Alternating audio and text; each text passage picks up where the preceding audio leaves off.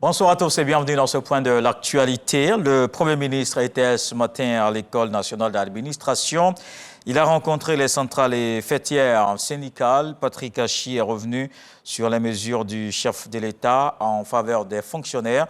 Il les appelle à plus d'engagement dans le travail. Le reportage de Grace Kando.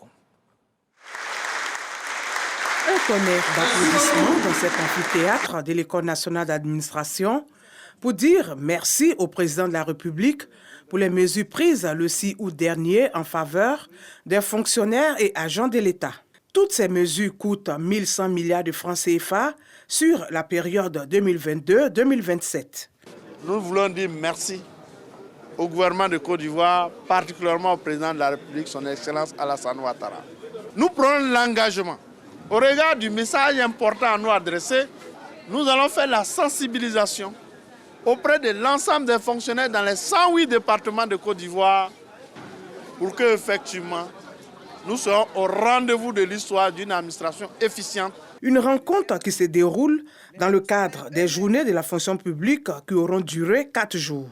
Les échanges riches à travers les panels activement animés par des experts de l'administration, les opérateurs économiques et la société civile notamment, avec les responsables des organisations syndicales et d'associations de consommateurs, ont conclu, Monsieur le Premier ministre, d'une part, à l'urgente nécessité de transformer qualitativement le service public pour qu'il porte le mieux possible les espérances de la collectivité, dans sa diversité, et d'autre part, à la nécessaire mutation culturelle des agents publics dont la qualité de l'action impacte l'efficacité du service public en même temps que la réalisation des engagements du gouvernement.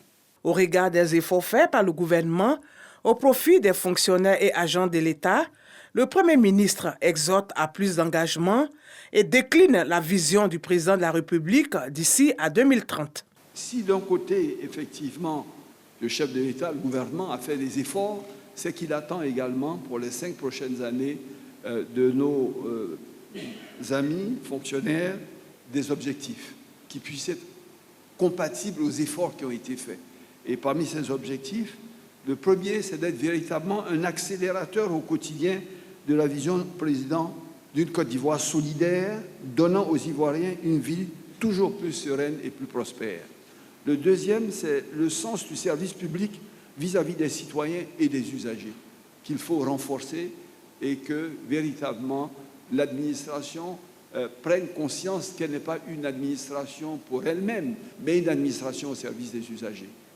Mais son objectif pour 2030, c'est de doubler à nouveau le revenu par tête d'habitants des Ivoiriens à l'horizon 2030. C'est de créer plus de 8 millions d'emplois nouveaux à cet horizon. C'est de diviser par 2 le taux de pauvreté et c'est de lever l'espérance de vie de 57 ans à 67 ans, c'est-à-dire de 10 ans en 10 ans, en faisant des investissements massifs dans le secteur également de la santé et de l'éducation. Le Premier ministre, 2 membres du gouvernement et une dizaine de responsables ont été décorés dans l'ordre du mérite de la fonction publique. Ils ont été faits respectivement commandeurs, officiers et chevaliers. Et c'est ce jeudi.